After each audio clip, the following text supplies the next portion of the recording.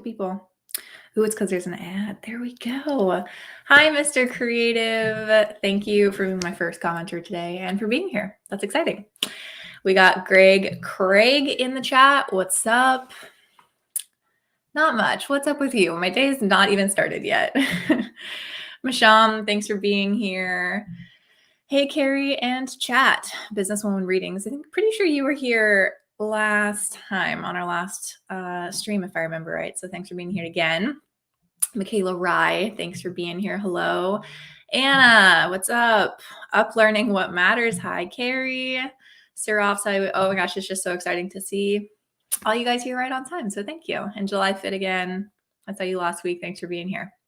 So today I'm planning on doing a much chattier, less scripted version than last week. Obviously, if you were here last week for my very first ever live stream, I was doing more, well, definitely scripted. I had a plan, like writing feedback for submissions that some of you guys had sent me. And so that A, took forever, and B, was a very clear purpose. So today I wanted to just do more of a ask me anything. We'll just kind of chat and hang out.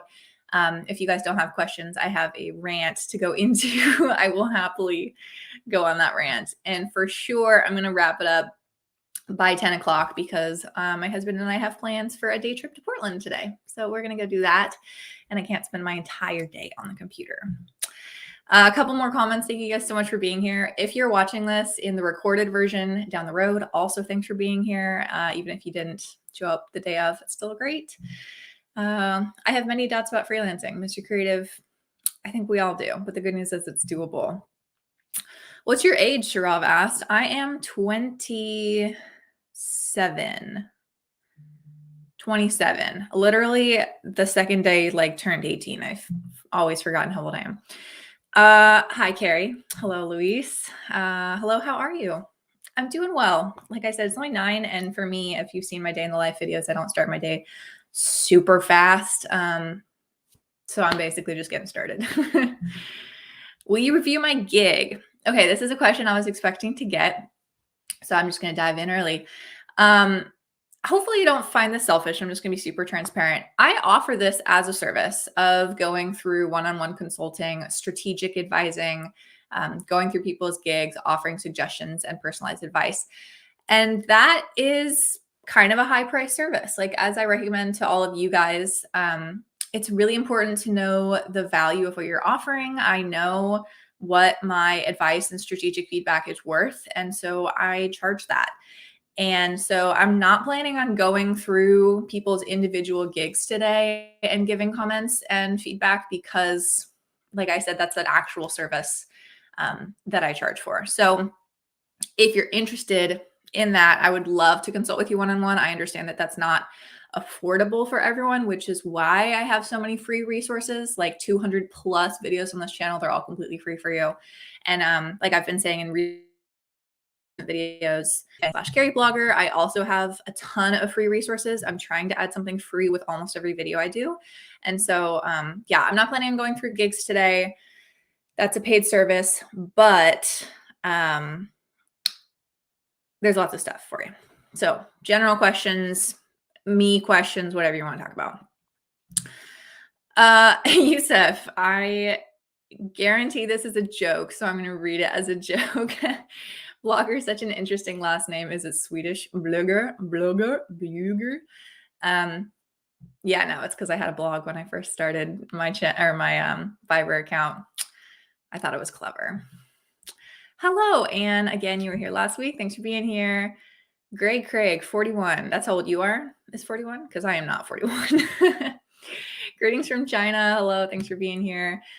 I am depressed being not well established in freelancing. Well, I'm very sorry to hear that your mental health is suffering. And that is a hard challenge to get started. And as I've mentioned in so many videos, don't expect it to happen overnight. It weirdly did for me 9 years ago. And that was like a fluke success story that has snowballed into something really sustainable and awesome. But, be aware that things will take time. How can I get client trust? I'm pretty sure. Yeah. So Friday's video, did you watch Friday's video? It just posted 2 days ago now. And that was all about convincing and converting clients, really like getting the edge on like how to convince them that you are the perfect fit for the job, that they can trust you, they should trust you, and that especially if they're looking at other options, that those tips in that video will help you to like make more of a connection with them.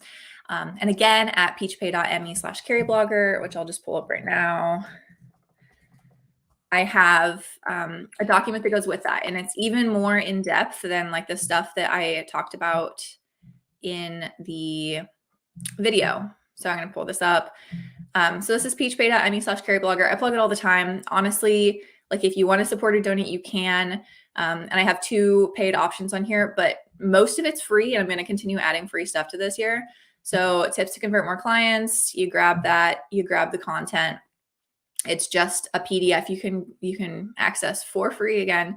And once it loads, this has even more like bullet point things. I don't know why this is taking forever, to convince people to trust you, which is a really hard hurdle to cross. So for the, show enthusiasm point that I mentioned, these specific, why is there a big gap here? I didn't see that when I did it. Do these specific things, and you'll have better luck.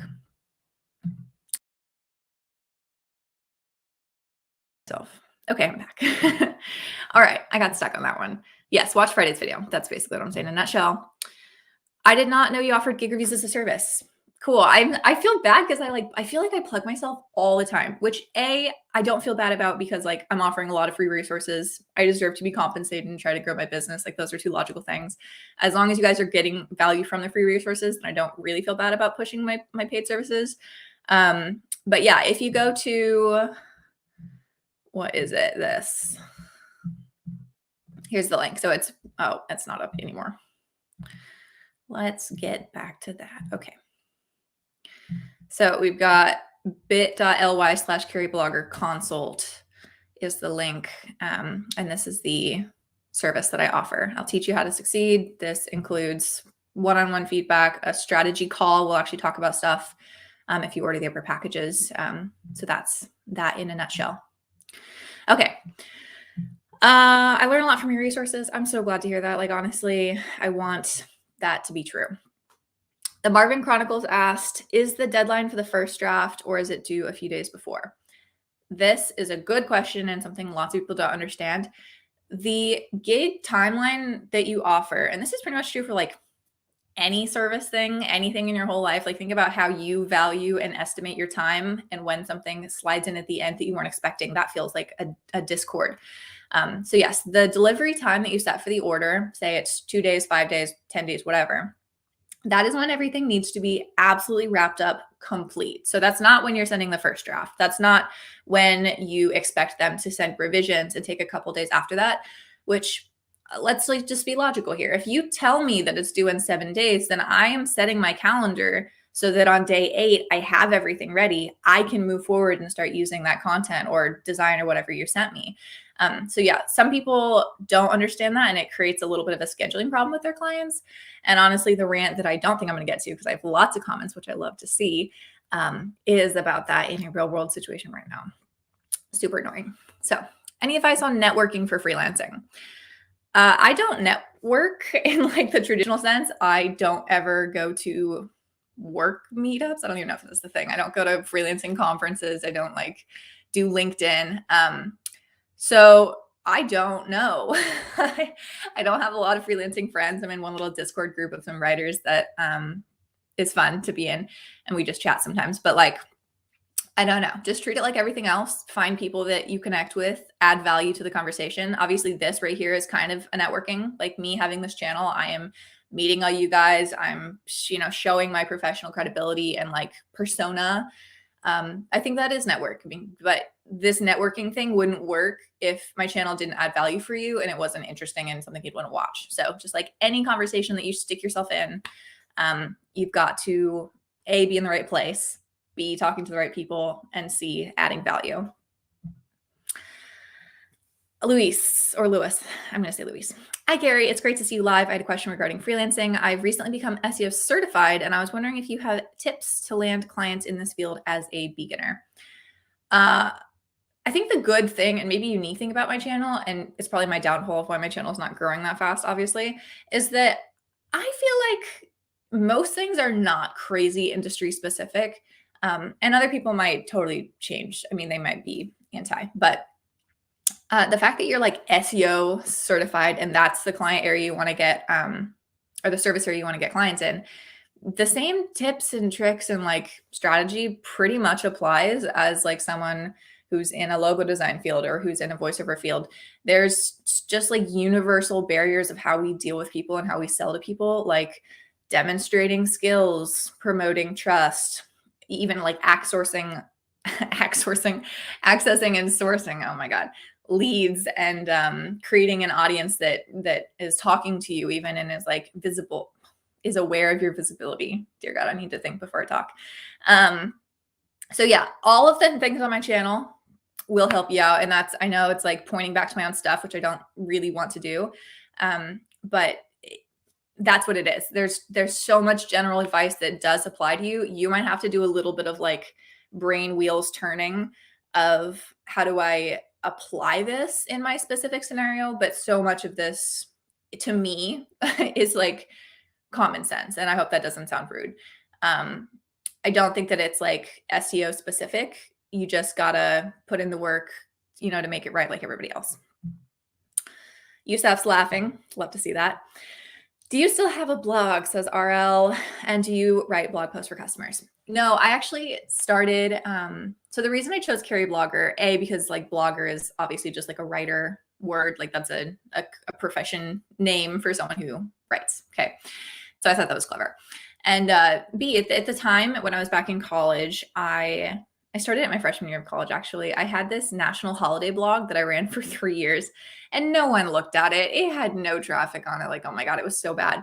But every single day for more than 3 years, I wrote a blog post about celebrating the national holiday. And I included 2 photos of myself celebrating the holiday. So whether that was like National Cotton Candy Day, I would go out and find cotton candy, or National Put a Zucchini in Your Neighbor's Porch Day.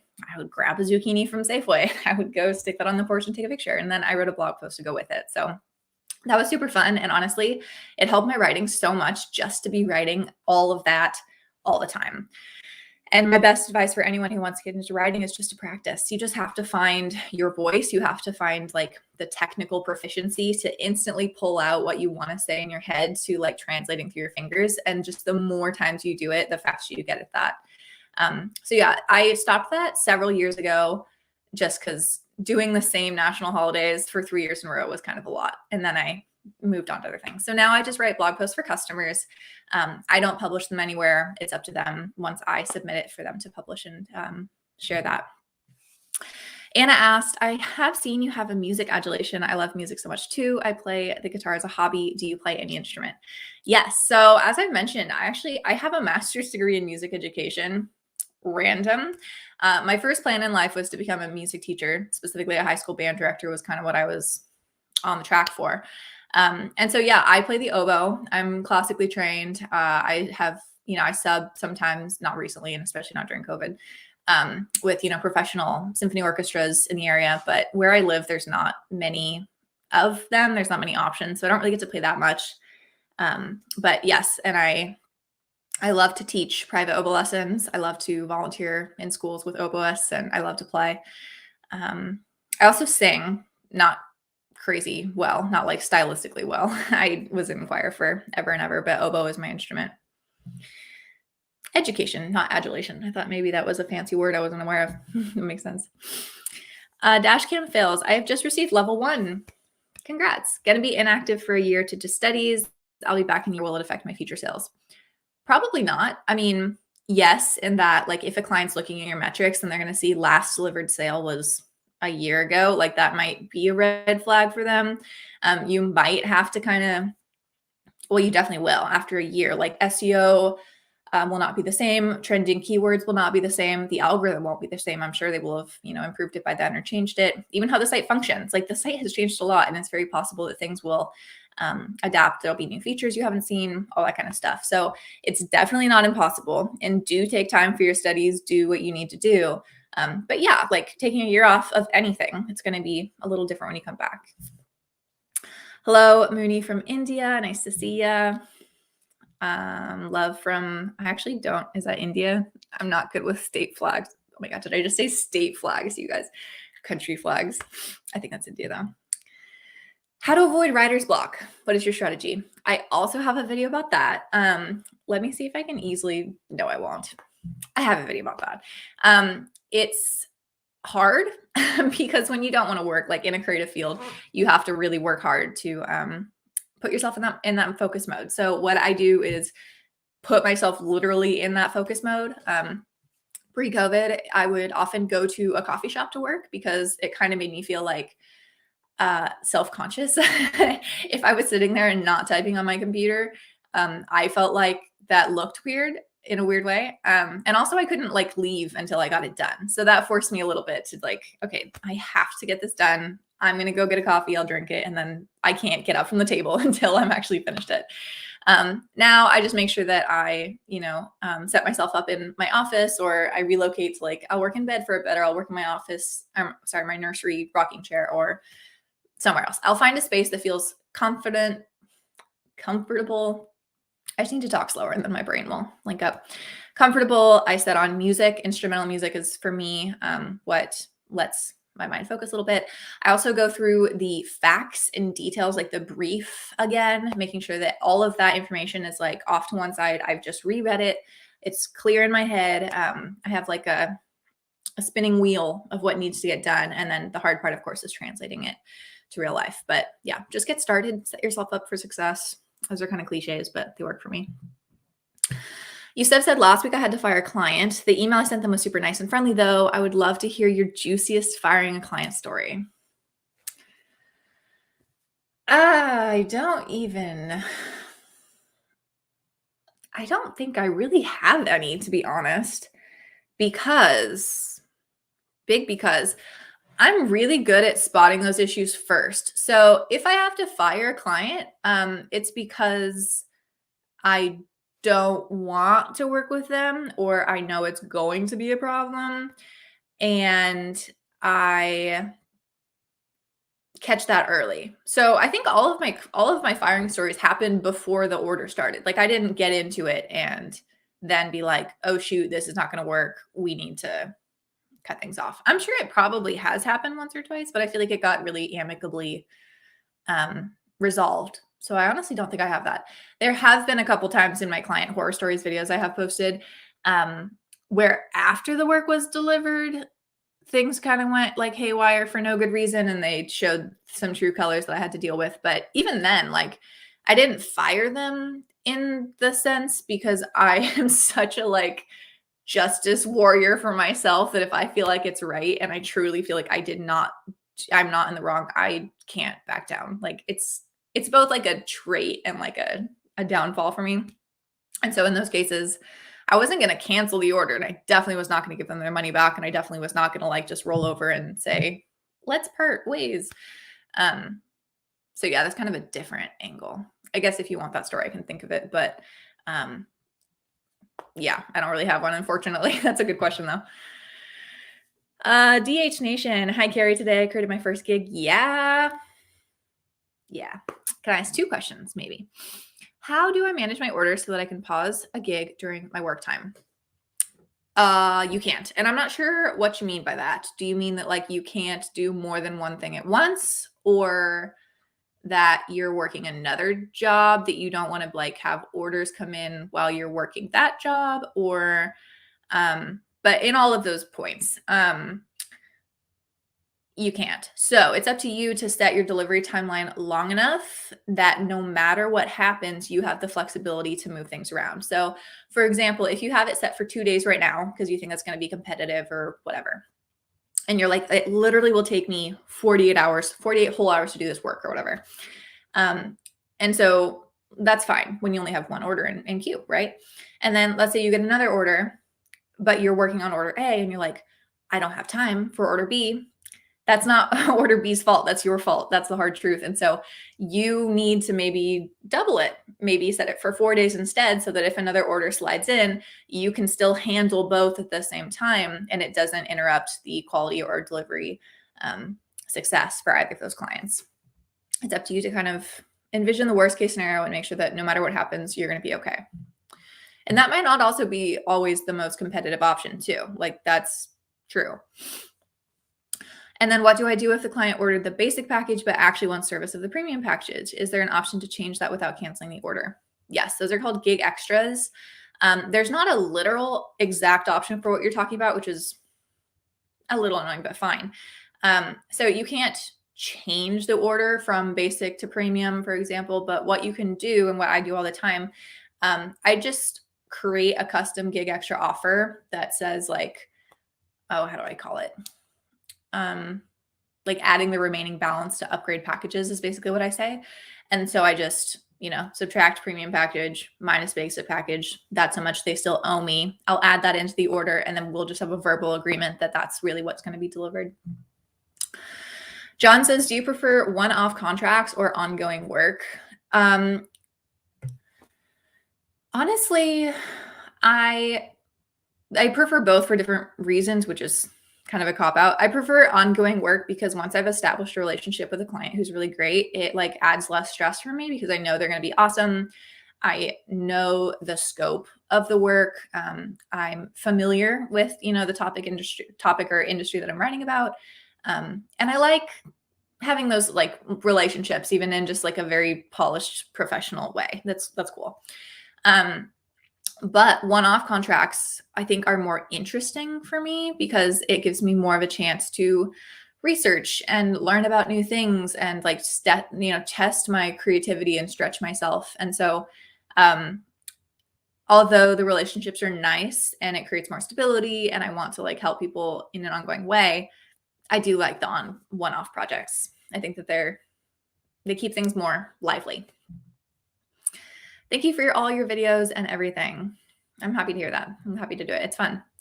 How can I increase my orders? This is an incredibly vague and general question. And so the vague and general answer is you got to get more impressions. You've got to get more eyeballs on you. How do you do that? Fixing your SEO. If you're using, a platform that has an algorithm, aligning with that, matching what people are searching. Number 2 is increasing conversions. So once you've got those eyeballs on you, how can you get more people to click and engage with you? That comes down to things like having a more clickable and eye-catching thumbnail, having, where does the visibility on the page, does it go to you or does it go to someone else? If the eye goes to someone else, you're not going to get clicks. Being competitive on price, but also being true to your price. Are you attracting the kind of client you want to work with? All of those things. So I can't answer that instantly, but I, again, have so many videos on my channel that talk about this. Check out the one that's like how to attract the client of your dreams. If you haven't seen that 45-minute long SEO video for Fiverr, do it. It's so in-depth. It's a tutorial that it took me hours and hours and hours to make. And there's lots of value. Parkour. Michael Scott. Would you rather be feared or loved? Loved. What kind of question is that? Thank you for the advice. I figured this would also help other people, but wondering the same thing on question number 2. Yeah, how to help. I have a video coming up in a few weeks that's going to be like, I haven't come up with a clever title for it, but it's basically like there are no dumb questions, like all the little things on Fiverr you don't know or like are too scared to ask. And that's one of them. Like gig extras seem really easy and like the platform makes it seem like that's a really simple feature to use, which it is, but like that's not a dumb question, and if you haven't done it, you might not know how it works. Lawrence, that is funny. That's a lot of effort being put into a blog. Yeah, I'm assuming you're talking about the national holidays, and it was like towards the end, especially after I'd done it for like year 3, I had done a lot of holidays. I'd done a lot of blogs, and so I started like kind of copping out, and it was so much work to do it every single day. And at the time, I'm pretty sure by then I was in graduate school. So I was like even busier. I was student teaching all day. I had classes at night. So what I started doing is like bulk prepping them for the week. So like we would go to Safeway and I'm like, okay, I need lettuce and cotton candy and a caramel apple. And then I've got to go find a feather boa and a picnic basket. And I was like, okay, that'll be the week. And then I would go and like change my shirt between each picture so that I could pretend that it was like a different day to like celebrate the holidays. Yeah, once I started copping out like that, it kind of became a little bit less fun. Setting up my gig for amazing listings. Do you mean Amazon or amazing? I think you mean amazing. I noticed I don't have enough space to put details about helium-10 and keyword phrases. Is it okay to upload a text post in the gallery with details? Yeah.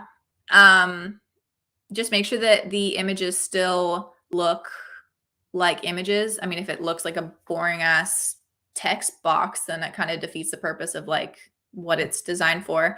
The other thing is, if you run out of space, that might just mean you're not using your space effectively. Like, what's the most important priority thing that has to get put in there? And like, that's what you're going to start with. What is Fiverr? Is that a real question? Because if it is, I'll answer it right now. Let's look, everybody. Fiverr. Fiverr is a platform. I always describe it kind of like the Airbnb of services. And let's say you need website content. You check in what you need, and then you can see all of these people from around the world who are selling that service. And you can sort by, you know, if you want someone who's a bestseller, if you want someone who is just showing up, if you want a top rated seller. Oh, no one's top rated who just arrived. That's okay. Yeah. So you can sort through, do that. There's an 80-20 split for if you're selling on the platform. Fiverr takes 20% for giving me all these leads. I don't have to market myself at all. Facilitating, doing, you know, chargeback protection, that kind of stuff. That's Fiverr in a nutshell. Did I explain that well? What are your thoughts on Fiverr versus Upwork? Is one better than another for freelancing beginners? I don't have an answer to that because I don't use Upwork. I'm pretty sure, and I always say pretty sure because honestly, I don't remember and I have the worst memory on the planet. I'm pretty sure I made an account on Upwork years ago, like let's say like 7 years ago. And I only did it for like a day. And I just thought, should I diversify? Should I try something else? Like, maybe I'll try it. And I'm pretty sure I put in a bid for whatever it was called for like 2 projects. And I just didn't like the way that the platform functions because it's kind of the opposite of Fiverr, in my opinion. It's kind of like Fiverr's buyer requests, hidden part of the platform. I also have a video about that, the hidden features of Fiverr, which I hate. It's like the cesspool. It's awful. And that's where people say what they need and you bid and then they pick somebody. And what happens with that pretty much across the board is that it just turns into like a race to the bottom for pricing. It's focusing more on like how much you can offer for as little as possible. And so I like the way Fiverr has it set up better, that it's more seller. The conversation is more seller focused of I say what I can do and I set the price. I know what's possible. I know the packages that are, you know, best selling or will serve clients the best. And then clients come to me and they fit into that. And of course, there are custom offers and other things you can do. But I think that it just gives sellers a little bit more power and it focuses more on like the value that I'm confidently putting out there versus like trying to compete for a sale by just offering as little as possible. Anna, good to see you. Hey, Carrie, why buyer requests gone too fast? I don't know what that means. Do you mean like the buyer requests are only up for like a day? I don't know. How did you know that freelancing was for you? So I stumbled into freelancing. Like I said, I have a master's degree in music. That was my calling in life. And I started freelancing in college to pay for school. And I kind of stumbled into it. It was something I didn't think was going to be anything. I just hoped I was going to get some money on the side. I hoped that maybe it could turn out working for me. But because I was racing through school, I finished my undergraduate degree in 3 years. I finished my graduate degree in 1 year. And with a music degree specifically, where many of my classes were only 1 or 2 credits, but was actually like up to 4 hours a week for for stuff. I didn't have the time for a traditional job, with set hours. And so this was like the perfect flexible option for me. And it built into something that paid for my school, paid for almost the entirety of my husband's school. I mean, he had a part-time job too. He obviously helped. I'm not trying to say I did that myself, but so at the time it was a godsend. And then once I got out of school and I started teaching, I was like, I don't like this. Like, why am I forcing myself to feel so anxious all the time, so unhappy? Like I was really not feeling it. And I was like, you know what? Socially, like I'm only doing this because that's what I said I wanted to do. And that's like, I'm a teacher. Like, I don't know. So once I got rid of that social stigma and just was like, it's okay to quit. It's okay to choose something different with my life and to do like what works for me, and to not feel social pressure of that, then I've always loved freelancing. I love that every day is different. I love that my earnings can increase as long as I'm willing to put in the work and do it. Like there's no cap for me. I get to decide what I want to do. If I get bored with something, I try something new and I get to challenge myself and be creative every day. And also just like work with really interesting people. I think that is fascinating. And so, yeah, I kind of fell into it. It was kind of something that grew into a reality before I was ready for it. And then once I did, I've just been extremely happy ever since. Hello, Yassine. Nice to meet you or see ya. Michaela Rickards, thanks for being here again. Hello. Can you tell me how to start copywriting on Fiverr?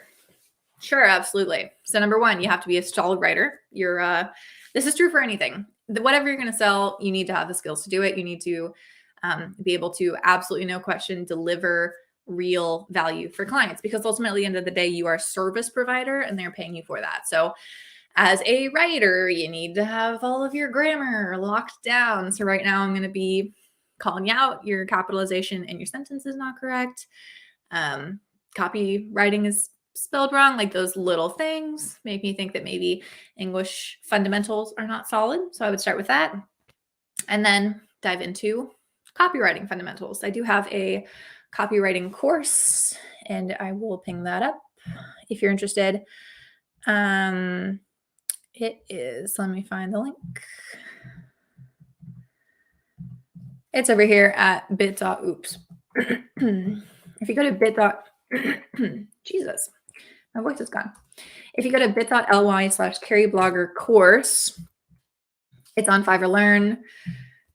And this is a short copywriting course. It might be really helpful for you, especially if you're new. It's not super long.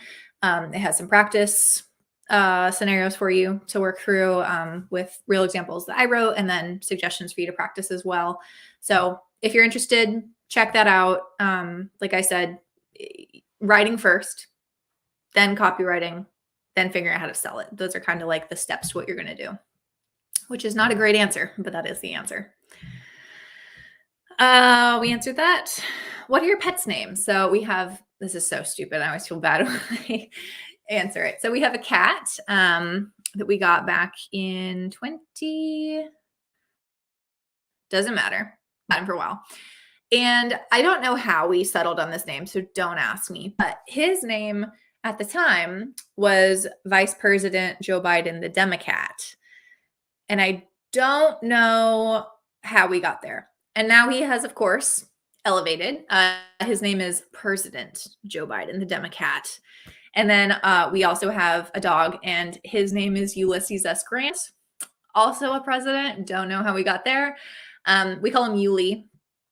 And the reason for Yuli is because we also adopted him from the Humane Society. And his old name was Scooby, which we didn't like. So I thought, what's like the closest thing to Scooby that we could like change his name without him having a heart attack? And we settled on Yuli and Ulysses S. Grant. And I don't know. I don't know. Carrie's a pure boss. Yes, I am. Heck yeah. Have you ever taken a long vacation? My wedding is very soon and I'm in the 8th grade. You're in the 8th grade and you're getting married? Is that real? Not real, but is there anything I can do to get through my wedding? Yeah. Stretch your delivery times. Like I was saying before, you have to make sure that whatever happens, you've got time. So stretch your delivery times. You can offer fewer gigs. You can just pause the gigs that you don't want to offer right now. You can work ahead. You can start declining projects. People come to you and they say, hey, can you help with this? Say, realistically, transparently, actually, I'm going on vacation for my wedding. People will say, congrats, that's awesome. Okay. And then just tell them, yeah, I'll be back on, I don't know, November 1st. I would love to reach with you then. And then just write down a list of all the people that you told that you were going on vacation, and just check back in with them on November and say, hey, I'm back. Do you still want to order? And, a third of them will still want to order with you. So yes, I have taken long vacations. Some of them were entirely out of office. Some of them I worked like normal, and some of them I did but those things where I just trimmed things down so I could work a little bit, but not have to not enjoy my vacation. I have videos about that. One of them is when I went to New York City with my husband we were gone for 3 weeks. It was a long trip. And it was can I make enough money to pay for our vacation while I'm on my vacation? And the answer is yes. I did pay for our vacation just by working while we were gone. And it works incredibly well if you have, the time management skills to do it. Bojan, I don't know if I'm saying that right, but hello. Yeah, 3 days is easy. Just stretch your delivery time for, if it was 4, set it to 7 for 2 weeks. You'll be able to spread out work you do early and work you do late, and boom, boom. Or not late, but towards the end of that period. What to do when I want to make a gig, but there are already plenty of the same gigs available and buyers never purchase from a new seller? Well, never say never, because that's not true. The new seller needs to be better than the people who have reviews. If the people who have reviews don't have a clear portfolio, don't have good branding, don't seem like a trustworthy person, don't have a competitive price, don't have a fast delivery time, whatever the don't is that they don't have, that's what you've got to come up with. So don't say never. You have to work harder to clarify the value that you offer and make sure that people see that. It's a harder hill to climb, but it's up to you to convince them that you are the right fit. Is giving tuition biology as a freelance tutor feasible? Probably. I think people need science tutoring. Yeah. And if yes, what should I do to generate clients as a newbie? So this video, I will pop it up just so you can see it. Oh, this is a private browser though. Okay, I won't. Just kidding, because I'm not logged in and I don't want to. Yes. Find a platform that has an audience. That's option A. And then you need to fit within, SEO and the algorithm to have people who are searching for biology tutoring, science, academic help, homework help, whatever they're searching for, that then you show up as an option. That's option A. Option B is to set off on your own, and you're going to maybe do cold emailing to schools to offer this as a service. I don't know. Are you going to reach out to academic tutoring companies and you want to work with them? Pitch yourself like a employee. Do you want to be on TikTok and try to find an audience of middle school and high school kids who need help with their biology homework? There's no clear answer for that, but you've just got to find the avenue you're going to go down to. Again, as I mentioned before, get the eyeballs first. That's number one. If no one sees you, no one's going to order with you. And then once you've got that audience, to make sure that they are interested enough to click and engage with you. How can you share written portfolio pieces on Fiverr as a new user? Are you allowed to send PDFs via messaging system without violating TOS? Yes. So there is actually a PDF that you can upload, just like you can have 3 photos, which you should, because it helps with the algorithm. I'm pretty sure you can upload 2 PDF slots now. So you can do that. The other option is, yes, you can send PDFs to them, just upload them. I mean, why would there be a problem with that? No. And the third option is that you can have an off-platform website where you have your portfolio. The trick with that is that you absolutely cannot share contact information if you're linking off the platform, because they don't want you to take the lead that they genuinely, provided for you, which you haven't paid for yet with your commission, for the sale. And then if you take them off, then you've kind of like stolen a service from the platform essentially, which I think is fair. So yeah, if you do something like me and you have a website like carrieblogger.com, which is where my portfolio is at, and I share that everywhere because that's where my work is, that all links back to Fiverr. So that's okay. They also have a list of approved links that you can share. I don't know if I can find this. Oops, put this up again. If you search for like Fiverr approved links, yeah, it's the top option. And so they have a list of these URLs that you can include totally no problem at all, and you won't get flagged. So for example, like if you decided that you were going to make a blog spot for yourself and you were going to put your portfolio links on there, or portfolio, whatchamacallit, samples, then that would be totally fine. So you can just work within the system and don't break any rules. You'll be good. How can we compete against those sellers who are selling something for too low? Be better. I've talked about this, and it's kind of like a nuanced answer, but you've got to be better, and it's up to you to determine how that is.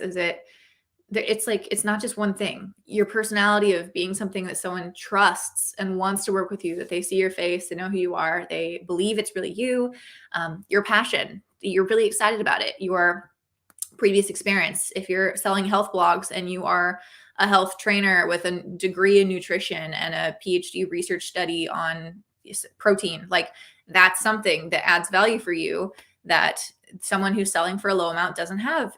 You've got things, you've just got to translate that to the client. Back to the blog. Your videos are so well edited. Do you edit them yourself or do you hire a freelancer? And are all those old blog videos still up? So the blog was actually just photos and text, so that wasn't ever videos. And this YouTube channel is the first time I'd ever gotten into videos. Thank you for saying that my videos are well edited. I appreciate that.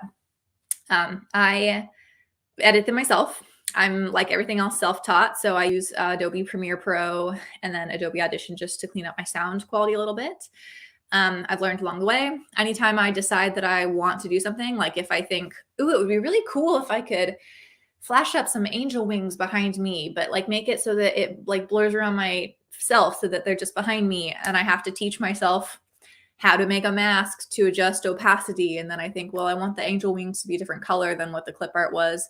So I have to figure out how to color tint that. And like, so everything I have an idea for, I figure out how to teach myself. Eventually, maybe, especially after I have my baby, I might think about outsourcing that. But honestly, this channel does not make me much money. It might look cool, but no, this is not any money-making scheme, nor is it really even like rewarding me monetarily for my time. So I don't think it's worth it to hire someone else to be editing this stuff. But again, it's like, what's your time worth versus like the monetary value you're investing? So right now I'm still having a lot of fun with it. Right now it's like kind of a hobby still. So as long as that stays being true, then we'll be good. And, you know, self little plug here. If you're finding a lot of value out of this, you can be my actual hero. You can send me a super chat if you wanted to send a pinned comment with a little gift, or you can donate at peachpay.me/carrieblogger. Yeah, up to you. No pressure. Would you ever consider working on site given the chance, or is remote your go-to? Yeah, I want to work remote. Why would I want to go work on site? And also, like, I can work with the whole world remotely. And I live near metro areas, but I live in a town, but we don't have tons of stuff here. Like, I'm not going to find my dream client with an on-site, you know, opportunity here. Any advice for creative writers? Write a lot, practice a lot, find clients that you connect with, you know. Yeah. As I mentioned earlier, I'm not going to go through people's Fiverr accounts because I offer that as a service. If you go to bit.ly/Carrieblogger consult, you can find that service if you're interested. But I know what my services are worth, and without being rude, I will ask you kindly to invest in that. So, dear God, I'm having issues. Why don't I pause myself for a second so I can cough.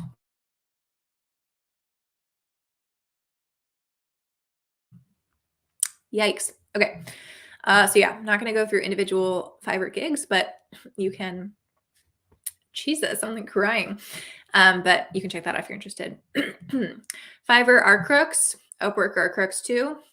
I am not a crook for real. That's not a meme. So no. You've been away for a while. Anyway, you're new on Fiverr. I'm trying to get back, but kind of hard. You did gig editing, but still very low. I give up. No, if you give up, of course, it's not going to work. Like that's the worst scenario. If it's not working, you're not working hard enough, or you're not working hard enough in the right way, I should say. Because obviously, if your strategy is all wrong, then you doing a lot of hard work isn't going to get you anywhere because it's not pushing you in the right direction. And this, I can't give you a general answer for that. Again, not to hardcore plug myself, but if you order a consult with me, I will go through your strategy and kind of tell you if you're putting your energy in the right place, if you're not fully committing your energy, if you're kind of like half-assing it, where to go farther, where to push yourself harder to get the results you're looking for. But no, don't give up. You updated your gig with new photos, keywords, and title. Your gig is 3 months old. Updated version with better keywords researched like 3 to 4 weeks ago. Just over 100 impressions, 10 plus clicks. Any advice? Those are super low impressions. So either you don't have the audience, like your niche, your service area is way too small, and no one's looking for it. So that's option number one. Option number two is that your keywords are still not good, or your SEO still needs work. Option number three, other end of the spectrum, your service area is so broad that you're just not standing out because there's too much competition. So there's either not enough people looking for you. So if you're selling, oh my gosh, we got a super chat. No way. And thank you. How do I pop this up? Did I miss it? Oh, it's just way down here. I haven't got to it yet. Dion, what is up? We'll get back to your comment in a sec. Hey, Carrie, thank you for the super chat. That's so exciting. Siri thinks I'm talking to her, but I'm not. I said Carrie. How big or small the impact on your YouTube channel has on your Fiverr account? Thanks for tuning in. It has a big impact, lots of impacts. Tons of people say to me, hey, I found you on YouTube. That's a pretty big hint. Number two is I watched a bunch of your YouTube channels, videos, and I really resonate with what you have to say. That's a reason that they're choosing me over someone else. And then number three is just like, it adds a lot of credibility and trust because, as I mention all the time, you need to prove that it can't be anyone but you. And so having more opportunities to show my personality, show how passionate I am about the work that I have, showing samples of my skills, all of those things, it really adds a lot of value. And although, like I said, the channel is not paying me back for my time, my hourly rate for this is dismally low, but those other elements really do support and uplift what I'm doing on Fiverr. Yeah, so absolutely, that has been a really good value point. And it's again something I'm really passionate about and I'm enjoying. It's like a hobby for me. So as long as it's still fun, then it also just adds something for me too. Okay, really quick, back to this. If there's not enough people looking for you, if you're selling, I don't know, Anatomy 201 tutoring for Ivy League schools, there's not enough people looking for that. If you're selling academic tutoring in its most general sense for any course, for anything ever, there's way too many other people who are doing that you're not going to pop up in search. So you need to find the middle ground between those two things. And then if your SEO is right, then you will show up. So again, if we consult one-on-one, I can actually help you sort that out. But if I don't know the details, then I can't. How is your worth month on Fiverr? Sometimes gig lose their rank and no orders or revenue. Do you ever face that? Not really. There are low months, but in a weird way, I almost always see those as a positive thing.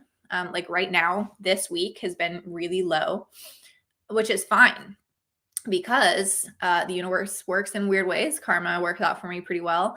I just got the line editing back for the novel that I'm publishing in January.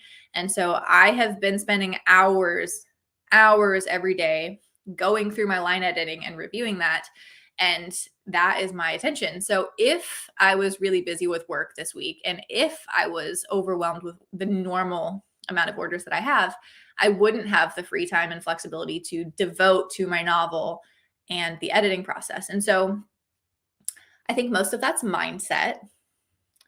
As soon as work goes down, I find something else to fill it with that I'm passionate about, and I see that it's a positive. So yeah, things flow. And with the right mindset, you see that as a positive, just like I can see it as a positive when I get really busy. And I have lots of opportunities. I keep saying I'm going to get on Upwork or Etsy, but Fiverr keeps me too busy. That's a good problem. Honestly, if you love what you do and you're busy, then that's awesome.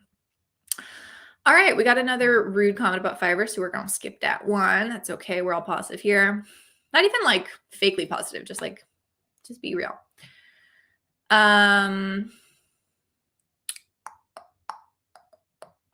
Let's see. We got love from Pakistan. Thank you. I'm 9. I want to retire within a year. Okay, I'm just not gonna ever pop up your comments again. Thank you. How do you motivate yourself to blog consistently? This is kind of on that writer's block topic previously. Find things you're passionate about, dive into the research process, get something interesting, dive into that, set yourself up in a cohesive space that's creatively fulfilling, all that stuff. I love the way how you perfectly pronounce your name. Really, even in my home country of Bangladesh, people often mispronounce my name. Did I say Masham? Is that how I said it? Hopefully that's right again. I always have to guess, and I'm sorry. Obviously, I'm West Coast American, and I don't encounter that many people with non-native or non-American names or just international names. So I'm always guessing, and I'm a little worried about that, but I do it with heart. Adi Agarwal says the inbuilt portfolio feature is only for pro sellers only. I had mentioned that in a previous video, and it was a beta feature that I think was going to go out to everyone. And then it was like only for certain categories. And I think now it's only for pro sellers, which is a little disappointing. Okay. We're in our last 7 minutes, you guys. I told my husband for sure I'm going to be leaving at 10. We're going to go to Portland and have a nice little day together. So let's see some questions at the end that are worth answering. I mean, all of these are worth answering, but let's focus here. All right. What's your average selling price? I don't know, to be honest. Let me look it up right now. The short answer, if I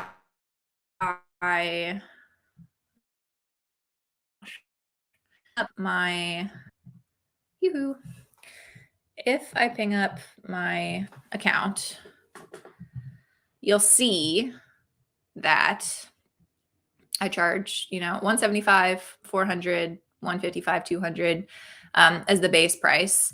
Those stretch up to $2,000 for packages. So between the short answer is between $175 and $2,000. Right now, I'm going to look in my analytics, and I'll tell you what it is. Is it under analytics or earnings? I don't remember. Alrighty, let's remove that. I will, share a different screen.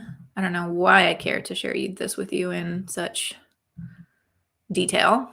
Here we go, though. Transparency.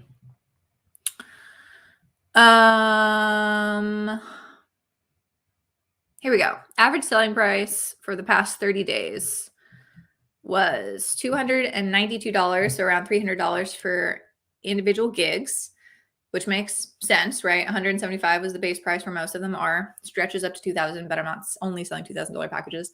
And then custom offers was just a little bit lower, around $275. And that's because most of the time it's like someone says, hey, I don't need 5 product descriptions, I need 3 or whatever. And then I'll just create a custom offer for a lower quantity of that. So Yeah, this is what my stuff looks like right now. Analytics, transparency. There we go. Okie dokie. Let's get out of that screen. Ta-da. We got a big LOL from Anne at some point in the past, so I'm laughing right along with you. Thanks. I'm a graphic designer. How can I find a targeted audience? That's a massive question. Find what people need. Find a niche that sets you apart. Show your experience. Connect with them. Add value to the conversation. All those things I've been saying this whole time is true still. We got another super chat. Hello. Thank you, Luis. That's exciting. He says, how in-depth do you audit Fiverr profiles? I'm considering hiring you. That's so nice. Thank you. Okay. So with the Fiverr profile audits that I do, I call them like strategy assessments. I have a questionnaire that asks, what are you most concerned about? Are you most concerned about, I'm way too busy and I can't create stability? We're going to talk about stability strategies. Is it, I can't raise my prices, otherwise people are unhappy and I can't compete? We'll talk about pricing. Is it, I don't know what to sell and I have these skills that I'm good at, but I don't know specifically what search niches to go for? I'll suggest trending topics. I'll suggest what other competitors are doing. I'll suggest things that you might not have considered in terms of how to build a cohesive gig collection that works for you. And so it depends. Like, I personalize it for every single client that I work with because I want to answer your specific questions, but we'll also talk about things like in general, SEO best practices that you're not doing right now. Like how to talk to and convince clients that you're the right one to work with. Again, that's specific to you, like a little nugget that maybe you can highlight and promote. Visual branding, if there's something that you're doing that needs a little bit of work, all those kinds of things. So there's lots of like best practices strategies that I kind of recommend to everyone because it works, but I will tell you what you're not doing specifically so you have an action strategy, and then also answering your questions. Absolutely. Thank you again so much for the super chat. That is so, so nice. And I'm really, really happy to see that. Loving the AMA. Thank you, Wendy. That's good to hear. And then Uzair. Yeah, I don't know if you guys saw this. This is hilarious to me. He showed up at 9 p.m. last night and was commenting and was like, I hope you're going to show up. And then he was like, oh, wait, it's actually 9 a.m. your time. And so he's like, see you in 12 hours. And I haven't seen him show up in the chat. Oh, wait, yes, he's here. Hey, who's there? I'm so glad you're here. But yeah, I thought that was super, super funny. All right, this might be the last question. Misham, my impressions are decreasing. Can you tell me in general, what is the best way to increase it? Change my gig description or change the gig photo? Both. It depends what needs work. If your description isn't keyword rich, if you're not using the right keywords, if your photo, the photo would be more for conversions once people have the impressions, if they're clicking. Like if you're not seeing people go to the clicks, then you need to deal with that. Are you filling out every single thing that can be happy for the algorithm? Do you have all 3 photos? Do you have a video? Are you using PDFs? Is your description keyword rich? Do you have all 3 packages with keywords in it? Do you have the FAQ? All of those things need work. And like I've mentioned, I have like a 38 or 45 minute, I don't remember how long it is, video that goes so in depth with literally every step of the process. If you're not getting impressions, if you're not getting clicks, if you're not getting messages, if you're not getting orders, how do you troubleshoot all of those things and find results? Okay. I said that was the last thing, but I have 1 more minute. Okay. Do you provide a lot of gig extras? Blah, blah, blah, blah, blah. Other people in my freelance group. I prefer create packages that the packages have everything that I recommend. I need to educate clients about what they need as well, because most people come to me and they don't know what kind of copywriting they need. They don't really know like what's going to work best or what things wrap up together. So it's my job, in my opinion, to build packages that are going to work best for them. And that if I just offer them as extras that people could pay for, I feel like it doesn't create that service element of like, I care about your success. I care to take the time to educate you. And I care to build packages that are going to really be optimized, that whether you purchase basic or standard or premium, all of those things serve a purpose and all of them deliver value. So that's my approach to it. All right. Thank you, Lawrence, for the reminder. Muchas gracias, as they say in Portland. Yes, they do. Great hour. It is now 10 a.m. and I'm so glad we got to do this. I think we'll probably just do the same thing next week. I'm planning on every Sunday until I get bored of it or have my child or can't do it or whatever. Every Sunday. What time is it? 9 a.m. PST. We will hang out for an AMA. They might have a little bit of a topic. They might end up with a rant, but I would love to see you back next week. So have a great, lovely day or night, depending on what you're doing. And I will see you then. Bye.